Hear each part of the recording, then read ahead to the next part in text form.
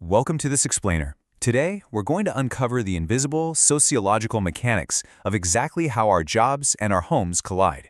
For so many of us, the daily struggle to balance it all feels incredibly isolating, like you're doing something wrong. But as we're going to see, your struggle for balance isn't a personal flaw. It's actually a massive systemic challenge, one that is deeply rooted in economics, gender roles, and the way modern workplaces are designed. Okay, let's dive right into this highly relatable feeling. Seriously, do you ever feel like you just do not have enough hours in the day for your job or your family, let alone yourself? Well, sociology actually has a name for this. It's called time strain, and it is a very real documented pressure. According to recent data, this time strain is reported by 40% of employed fathers and a staggering 60% of employed mothers today. So you aren't imagining it. The pressure is mathematically real. Here's a quick look at our roadmap for today. 1. The work-life collision. 2. Who does the housework? 3. The dual earner dilemma. 4. Modern roles and shift couples. 5. The high cost of care. And finally, 6. Reducing work-family conflict. Let's jump in. Section 1. The work-life collision. Let's start with the workplace. Sociology gives us a really fantastic term for this phenomenon. It's called spillover. By definition, spillover is exactly what it sounds like, the effect that work has on individuals and their families. And it can heavily dictate the quality of our relationships at home. When you come home anxious, maybe a bit less cheerful, or you're just more likely to complain because of a terrible day at the office, right, you're experiencing spillover in real time. But what's really fascinating here is that spillover actually goes both ways. We almost always think of work to family spillover, right? Where job stress makes us angry or exhausted at home. But there is also family to work spillover. Meeting family demands, like juggling childcare or school schedules, creates hidden demands and very real financial costs at our jobs. When these expectations contradict one another, we get role conflict, and that places just immense strain on both our careers and our households. Moving on to Section 2. Who does the housework? So, despite major ideological shifts toward fairness over the last few decades, the data clearly shows that housework still falls primarily on women's shoulders. And yes, this is even true in households where both partners work. 83% of women participate in daily household activities, spending an average of 2.6 hours a day on them. Compare that to 65% of men who spend about 2.1 hours. Men have absolutely increased their participation in recent years, for sure, but a truly equitable distribution of domestic labor, we just aren't quite there yet. And keep in mind, domestic labor isn't just folding laundry or doing the dishes. It also includes a concept sociologists call emotion work. This is that often unseen, underlying psychological burden of generating and maintaining satisfying relationships and keeping the family harmonious. Seeing these abstract emotional burdens actually listed out as tangible tasks is kind of a light bulb moment. Things like confiding innermost feelings, trying to bring a partner out of a bad mood, praising them, suggesting solutions to problems, or just constantly monitoring the tension in the relationship. These are actual jobs. They require real energy, and research notes that women perform significantly more of this emotion work. Carrying this invisible burden often leads to reduced relationship satisfaction, mainly because it functions as an exhausting, unpaid second shift of psychological labor. Section 3. The dual earner dilemma. Today, the vast majority of households, about 63%, are dual earner couples, meaning both parents are active in the labor force.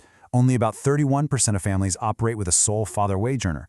It's genuinely staggering to think that we live in an economy that largely requires two incomes just to survive, yet our culture still stubbornly harbors these deeply traditional expectations about who should be the primary provider and who should be the nurturer. Which brings us to a really critical point about childcare. While fathers have wonderfully increased their hands-on interaction and playtime with their kids, mothers are still largely responsible for what we call the mental labor of childcare. This is the constant, running background process of worrying about the children, tracking their development, remembering appointments, and anticipating needs. Furthermore, mothers often feel heavily judged by society for what happens to their kids in ways that most men simply do not experience. Section 4. Modern roles and shift couples. How are families actually adapting? Objectively, we see dual-earner families splitting into two distinct coping models to handle the load. On one hand, we have shift couples. These are partners who frantically work opposite, mostly non-overlapping shifts just to survive and handle childcare handoffs.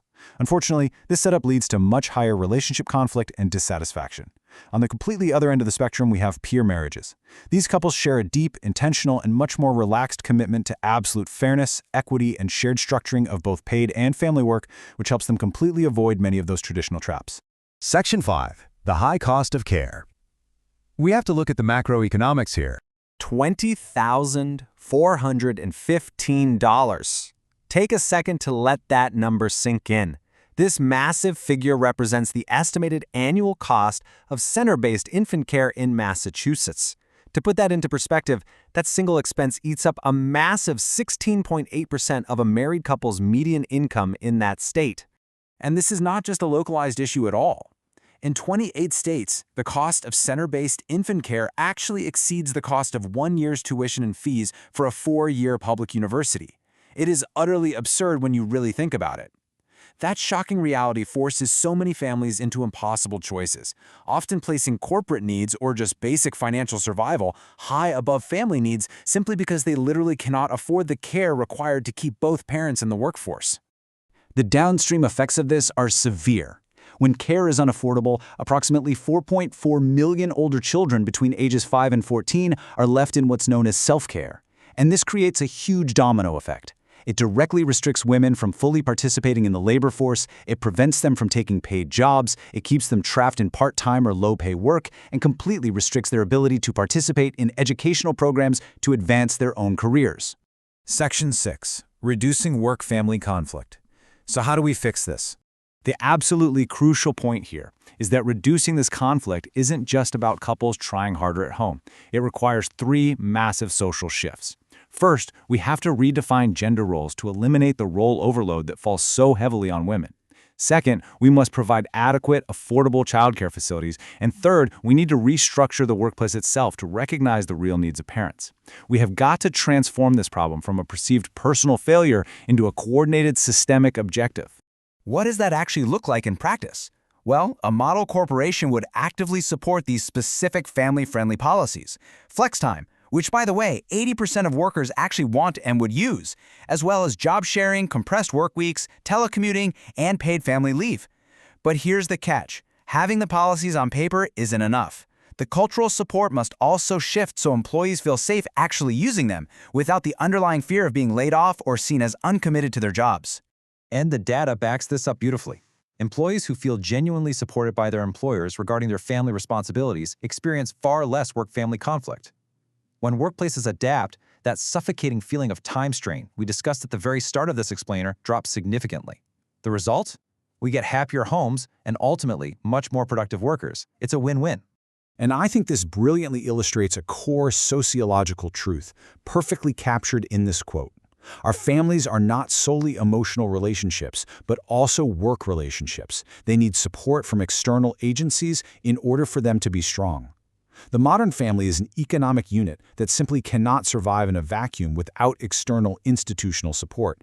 Expecting them to do so is a recipe for the exact burnout we are seeing across the country today. As we wrap up this explainer, I want to leave you with a provocative thought. Look at the economic and social structures around us. Are we building workplaces that exist to support and enrich families, or are we building families whose sole purpose is to just support the demands of our workplaces? Which one of these realities do you want to live in, and what systemic changes will it take from all of us to get there? Thanks for joining me today.